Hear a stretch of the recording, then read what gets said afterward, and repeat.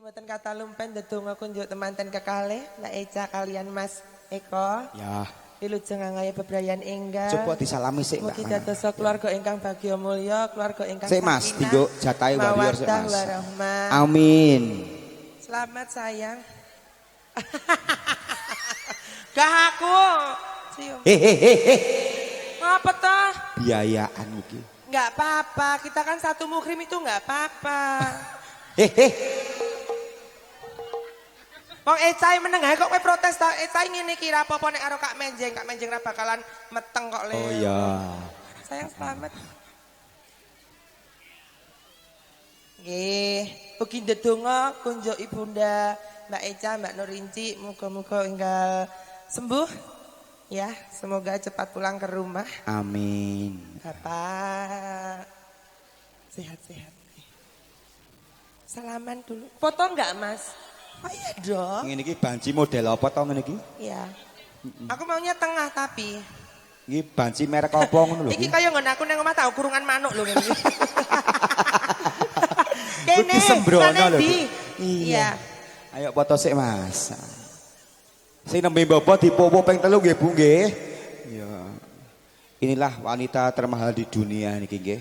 Wong linang kok duwe dodo kuwi cor-coran saka Batur niku nggih.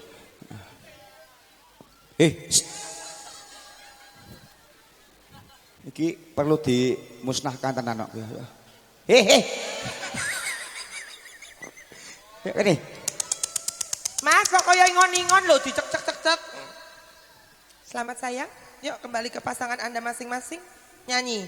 Ada satu tembang spesial buat Kok pasangan Anda, pasanganmu. Pasanganmu. Iya.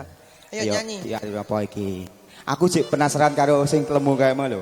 Nanti itu nanti bagi jungkir jangan pulang dulu terus ya Bapak Ibu. Sing bayar sapa lho? Enggak apa-apa, Mas kempit-kempit pasaka ki kok.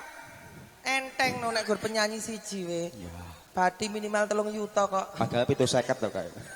Ayo Mas diaturi Mas. 750 ki. Ya, diaturi. Adok rono-rono ya keneng, Nduk. Spesial buat Mbak Eca dan Mas Eko.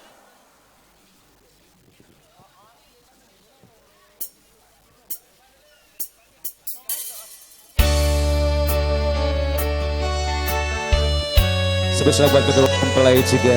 Semoga berbahagia selalu. Kita mawaddah warahmah.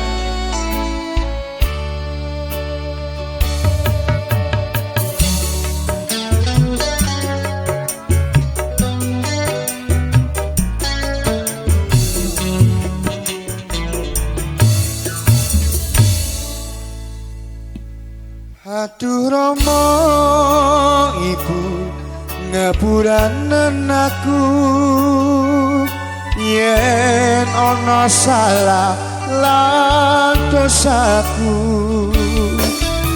baru mangsani aku duweni dosa nganti seprene isih rasane kodho.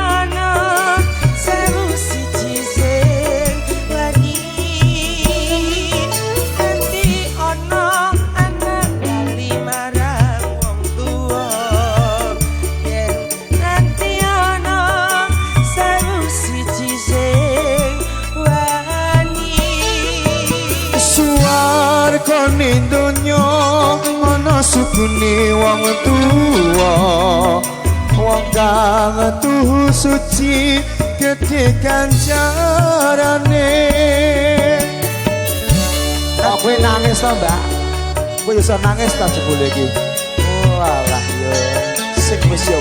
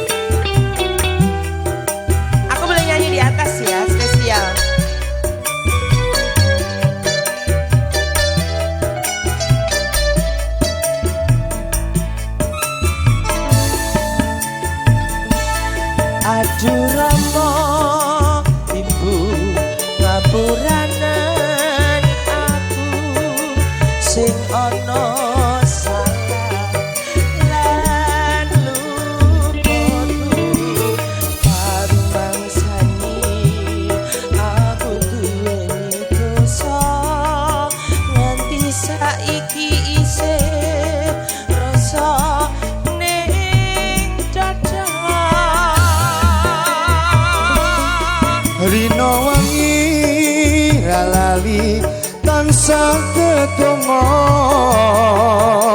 memuji marang Kang Kuwasa mugi enggal entuk paring pangapura urip tentrem ayem uga kanthi mulya.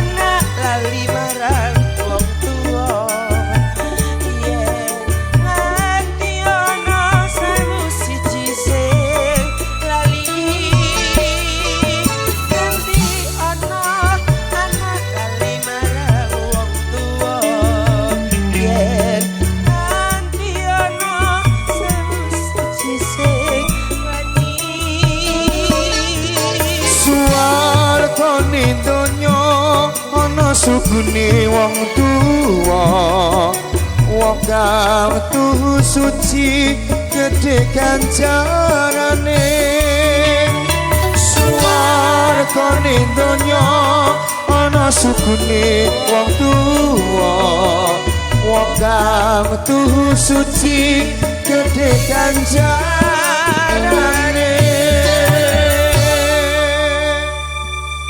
Salah satu lagu ciptaan dari Om Didi Kempot ini mengisahkan harus apa Mas? Mengabdi kepada orang tua.